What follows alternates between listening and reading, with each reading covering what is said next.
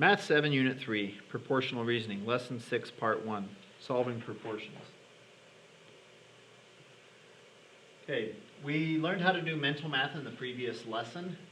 We're going to, in this lesson, learn how to use the multiplication property of equality to solve proportions and how to use the cross products property to solve proportions. First, the multiplication property. To use the multiplication property of equality, we need to multiply both sides of the equation by the same thing.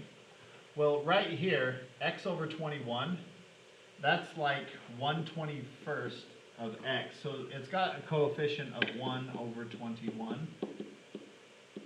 And you get rid of that by multiplying both sides by 21 over 1. You do the reciprocal of it, and this gets rid of it, and we get x equals, okay, 21 times 5 divided by 7. 21 divided by 7 can reduce to 3 over 1.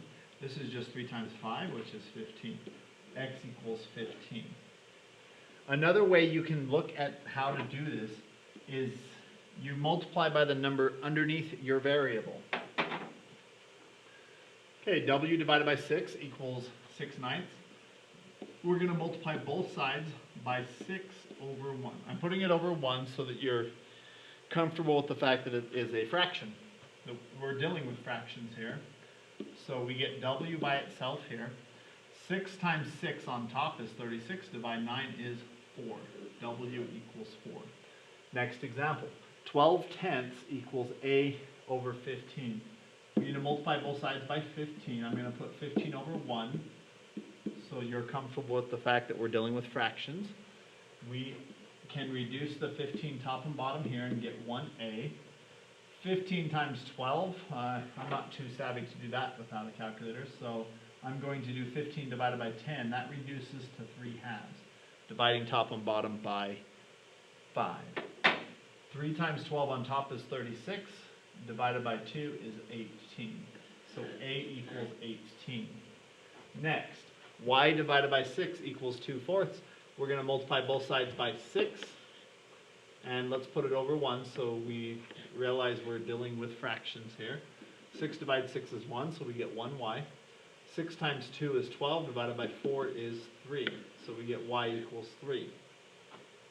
The second method is using the cross products property. Remember that when we check to see if something's proportional, we can do the cross products. And if it's equal before, if the two fractions are equal, then their cross products are also equal. We're going to use that to our advantage. One of the cross products here is 8 times 7, which is 56. The other cross product is 10 times x, 10x. Because the fractions are equal, these cross products are equal, I can then divide both sides by 10, and I get x equals 56 divided by 10 is 5.6. Part B. Our next example. The cross products here, 3 times y is 3y, 9 times 17 is 153. I can divide both sides by 3, and I get y equals 51. Next examples. 2/7 equals x over 28. The cross products property, we're going to do 7 times x. 2 times 28 is 56. We go ahead and divide both sides by 7, and we get x equals 8 as our answer. Next example. The cross products here, 5 times 6 is 30. 12 times y is 12y. We divide both sides by 12, and we get y equals 2.5. Next example. The cross products here, 15 times z plus 1. We're going to have to figure that out. And then 40 times 6, which is 240. We'll distribute the 15 here. This is 15z plus 15 equals 240.